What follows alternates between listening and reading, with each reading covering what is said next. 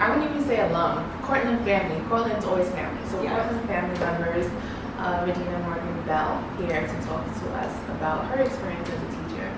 So, Regina, tell us about Myself. Yes. So my name is Regina Morgan-Belle.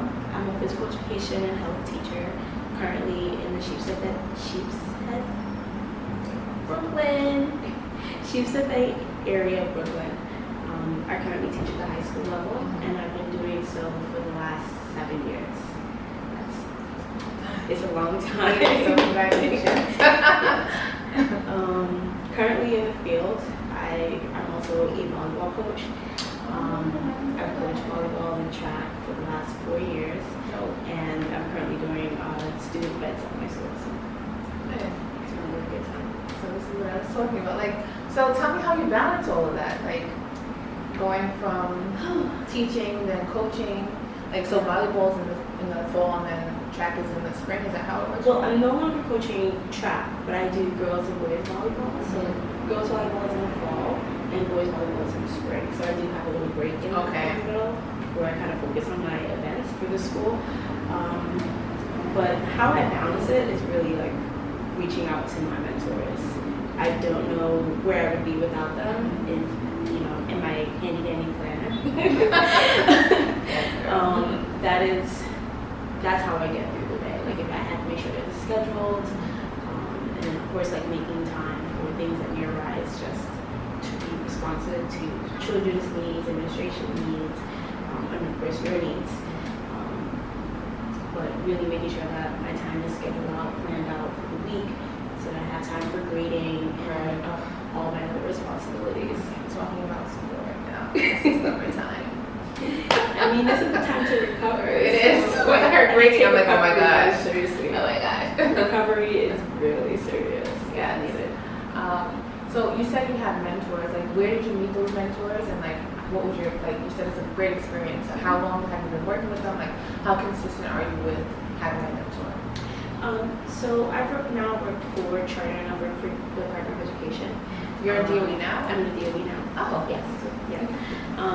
So when I first started with New Vision Charter School for Humanities in the Bronx, they do set you up with a mentor teacher. Okay. For that time, you spend about 6 weeks with a mentor teacher, someone who's been teaching for at least 5. Within your building, or it's from the network? With someone from the network. Okay. Yeah, but also within the building. You have about 6 weeks with them. They come into your classroom. You get to visit their classroom. You get to ask them questions. That mentor may take you out for lunch, or however you guys choose to have your meetings. And you do that for about 6 weeks, and you really learn a lot. When I transferred to the Department of Education, that mentor program went from being 6 weeks in revisions to a full year. And the same process, you're with somebody who's been teaching for 5 to 10 years, a older teacher, an experienced teacher. And the same process, you're meeting with them, they're going into your classroom, they're sharing their best practices with you. Thankfully, my mentor was somebody who was just like me, that likes to take on a lot of active roles in the building. My mentor was a soccer coach, he ran student council, the National Honor Society. I also ran student council too. So it was really good to just kind of watch how he settled his time or planned out his time. And that's very important. And also talking to admin about what are your goals so they can also assist you in that, because it's really important to be transparent with admin so that they're aware of your goals and where you want to end up in the future so they can guide you along the way. So in your experience, how, comparing having a mentor and administration, which has been more supportive for you in your teaching career? Definitely my colleagues and my peers, because they're on the front lines right next to you. Yeah. Right, so when you may be dealing with a difficult student, or you're having a difficult time in the classroom this week, that teacher is able to say, okay, to analyze the situation and come from their experience and tell you, okay, this is something that I've used in the past, or maybe they've had experiences with that same student, and when you can able to gain some insight on what's going on, reaching out to those that are right on the front lines that are right here with you.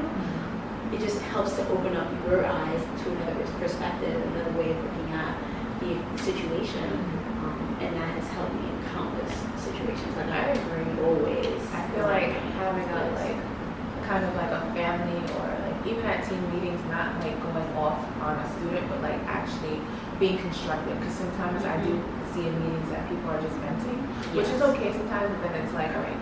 Yeah. So what are our next steps, right? So that's good that you have a team that supports. Definitely vent, but more so to like a level of work where there's someone outside of the building, because you don't want to come off as somebody that's like angry. You know, you want to be able to take a constructive approach, and an effective approach to approach the student.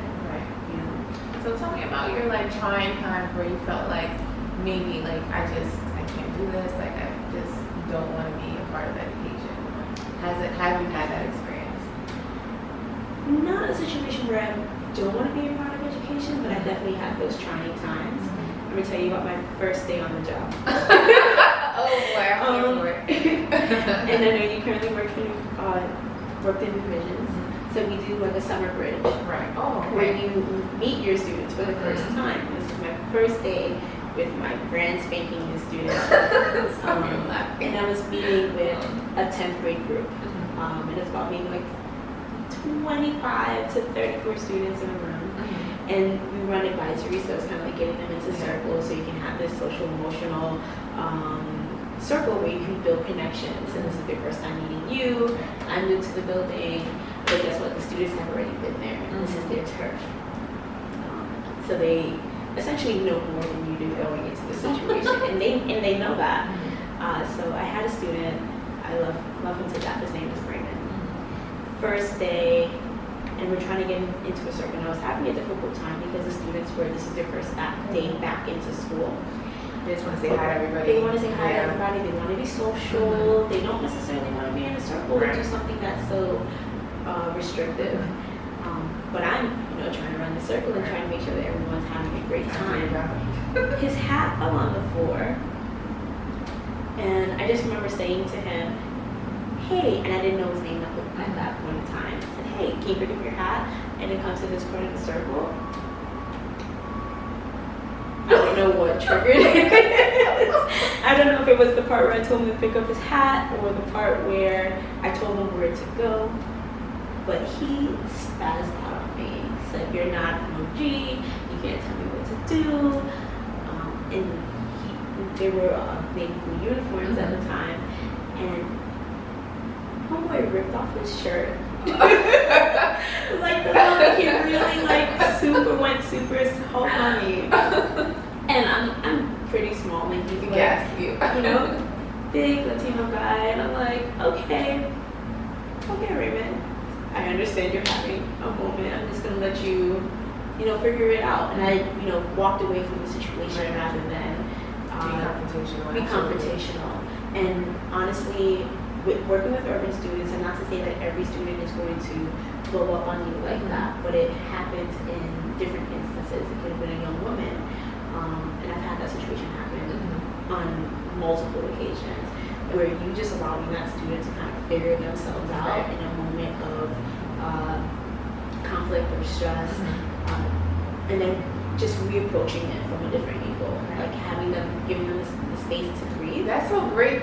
What school did you go to? Because that's great that you knew that not to engage, you would see teachers going and trying to go back and forth with the student, I need you to do this right now, right? I'm the authority thing. So just giving him his space, I think that's really, really important. So I mean, as teachers, and we grew up in a very different time where teachers were took on more of an authoritative role.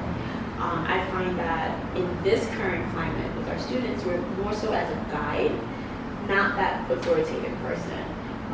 And then depending on, how you come off to students, your aura that you bring out to students, sometimes you can take on that authoritative role, but sometimes you really have to just be that guide and be that social, emotional guide for students. And for me, as much as I love the authoritative approach, and I use that in my teaching, it doesn't translate well to students. So more so being that guide and allowing the student to come back and we address the situation from a more appropriate stance as board wonders. Have you ever felt like, because work so closely with the students, and like, have you ever been observed and felt like you weren't understood by administration? Like they witnessed something or observed like a situation, they're like, you should handle it this way, but you know that student, and it's just like, no, I handle it the right way because I have no relationship with this child, right? Yeah. Has that ever happened to you? Yes, not necessarily with the student, but with like the subject matter. Okay. For me, I'm a physical education teacher, and a lot of administrators are coming from a different background. Yeah. Whether that be math, science, English. I've never had an administrator that has come with a physical education background. And as much as, we're still a subject area, we are here for students to learn, but how that looks and how that implemented in the classroom is very different. So I've had differences with administrators that they see things very differently. I have a very active classroom, and the goal is to get as many students moving at one time, and it's just for their benefit, but a lot of the same best practices that we may use looks different in the physical education setting, and those are the kind of qualms that when I do meet with administration to talk about, like let's say I just had a observation and we're going over it and saying, oh, like maybe you could have done stations a little bit differently, but how stations look in a classroom is totally different. I'm just imagining like what? Right? I'm currently implementing a blended classroom, blended learning into my classroom, and that is about me like including technology into the learning. That's interesting for physical education. It is, but a lot of the blending classroom has to happen at home instead of like in the actual classroom or in the space. Just due to the lack of technology, it may be different in a different building, but how can we use technology to help kids, push kids further along with the skills? And so that's what the differences that I've had with my administration about how does that actually look in the classroom. So they're asking you to, or you feel like this is your vision for your classroom? It's my vision, yeah, it's a part of the practice, because I feel like while this is physical education, we can still do a lot of the things that the students are seeing in the regular setting, whether, all the practices are interdisciplinary, so why not include it in physical education? I think that's really interesting. And do you ever like collaborate? Is that collaborate with like a math teacher or ELA teacher? That honestly is my favorite thing to do. Really? Yes, it's my favorite thing to do. So how does that look like?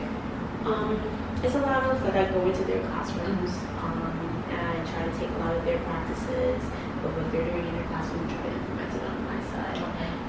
And I have them come into my classroom and kind of like observe and see what we're doing and see how can I improve upon this.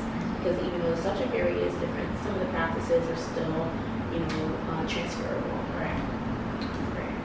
So I understand like out the gate, especially your first day on the job, you handle it so well, but what are some words of advice or encouragement that you can give to teachers who are in their first few years? Like what have you experienced that you wish you would have known, or that when you found out it made your life so much easier? I would say first and foremost, don't give up.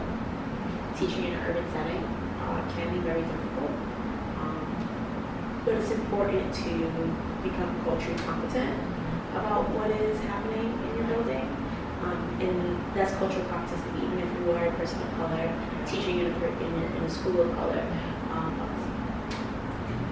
each student is going to be different, and each generation looks different, and there are those generational gaps, and making sure that you are aware of possible situations that can arise within your student, understanding where they are actually coming from right now in this moment.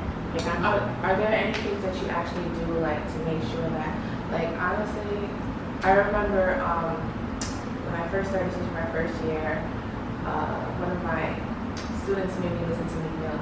And I was like, what is this? This is not my cup of tea, but we now, like, even so, like, when Dean, we talked about, he's like, yeah, I was at the Meek concert, but, like, having those connections, right, with your students that you can build relationships, Definitely through music.